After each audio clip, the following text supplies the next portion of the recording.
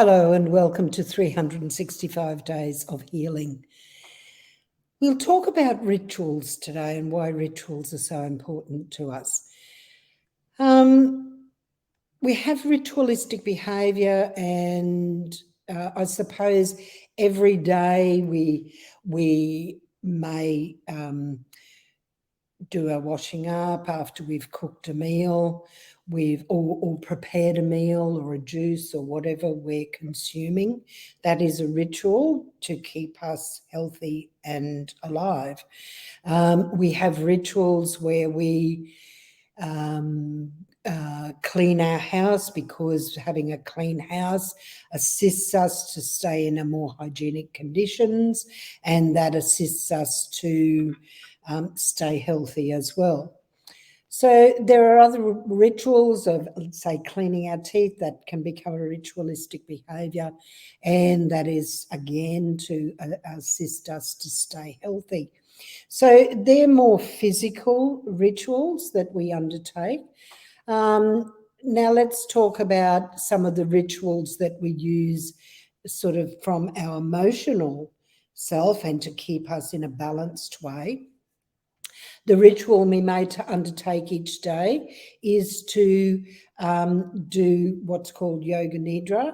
So we are going through each part of our physical being, but that also helps to balance us and helps to balance us emotionally.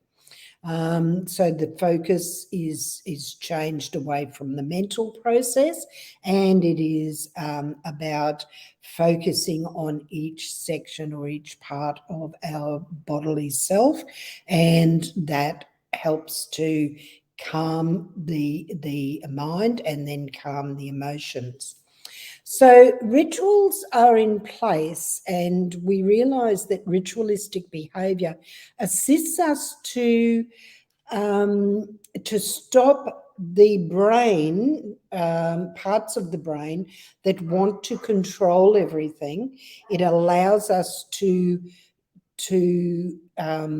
focus on something else, which assists us to try and change the neural patterning that we have been conditioned for. When we change the neural patterning, that assists us to observe ourselves and then to elicit change if we choose to change. So some of the rituals that we may undertake are building an altar. So ritualistically, we may gather things together that speak to us at a soul level and assist us to calm the mind and to then bring our focus to an altar. So on our altar, we may have things like crystals. So we may put crystals on our altar. Now, this is an amethyst geode, and an amethyst is to do with from the throat, third eye and crown, but particularly third eye and crown chakra, the energy center, which is about tuning into things from an intuitive sense, but also from what we call above. So it's bringing in energy from outside of us, and that may help us, that geode on an altar may help us to focus on those things. Now, I've got some other crystals here which I'll show you. This is a citrine, and a citrine is to do with the sacral chakra and the solar plexus, and you can see it's orange and yellow in its tone, and that assists us at those levels, at that part of the energetic system that we are. So we may put a citrine, which is to do with our sexuality and our self-worth. All right, so we may put a citrine onto our altar as well, or all the colours of our chakra system, which allows us then to to focus in on those energetic parts of ourselves. And while we take the focus off this frontal lobe that wants to control everything, analyze everything, logically make decisions from a very logical, grounded point of view, the crystals allow us to focus in on something else. So we probably would put a rose quartz, say, on our altar as well. And a rose quartz is to do with the understanding of love, and love in all its senses, from the romantic love through to universal love. So these are all healing crystals as well. They help to balance and heal. So on that altar we may have, and you've probably all seen this before, a set of cards that we may use to do readings each day. All these things, all these rituals help us to focus in. On our altar, we may light candles, and we may then sit in meditation in front of that altar, which will assist us to then focus on something else. We may look into the flame of those candles and perceive something within the flame that is speaking back to us. The practice of yoga, qigong, tai chi, all those modalities assist us to change our focus. Now, another way we could do it is through chanting. Chanting, and the frequency of the chant that we're using assists us to still that part of the mind and to calm us. It takes the brain into a different patterning, and it helps us to calm ourselves to the point where we are in the space between the thoughts. When we are in the space between thought is where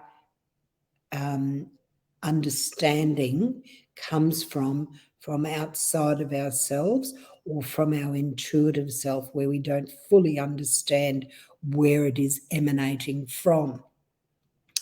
Now, as I say, this stills the neural pathway. It elicits the change that we may be seeking to change those neural pathways.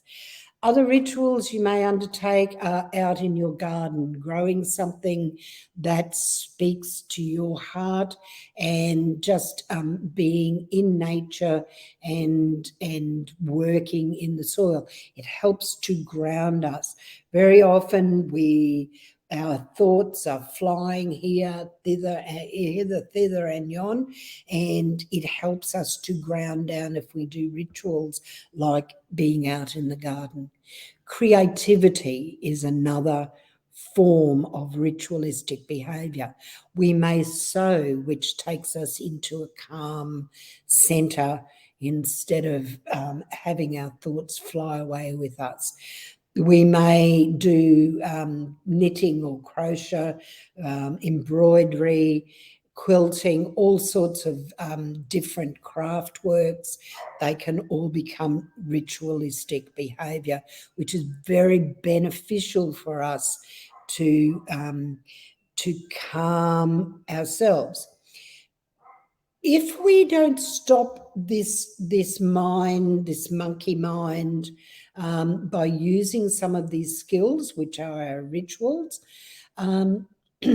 we are destined to sabotage ourselves, because what happens is that this frontal lobe tries to take over and control every single part of our life. It tries to tell us what to do, when to do it, how to do it, what we should do, what we shouldn't do, what we can do, what we can't do, and it plays over and over and over. As soon as you recognize this part of your brain trying to fathom something out logically and in that mode where it's should, shouldn't, can, can't, will I, won't I, the rituals will help you to stop that, because your focus is into something else. And once your focus is into something else, then the thoughts begin to slow down, because the waves, the actual electrical impulses in your brain slow down, and then you will find space between the thought. And it's only then that you can stop this monkey mind and you can begin to find a way through your to being what you really feel, and this is the operative word, what your heart is telling you to do or asking you to do. Your heart never tells you what to do, actually. Your heart is a feeling part of yourself, and it will take you down a pathway where nothing creates tension in you. It actually keeps you in a very balanced way. So rituals assist us to stop sabotaging what we really want. And that's the value of our rituals. So find a way. Meditation, of course, is another ritualistic behavior, or prayer, speaking to your guardians, whoever, whatever it is that you do for ritualistic behavior. Even singing, doesn't matter what you do, but remember that singing, if it is very strident sort of notes or strident frequencies, it actually can trigger the monkey mind.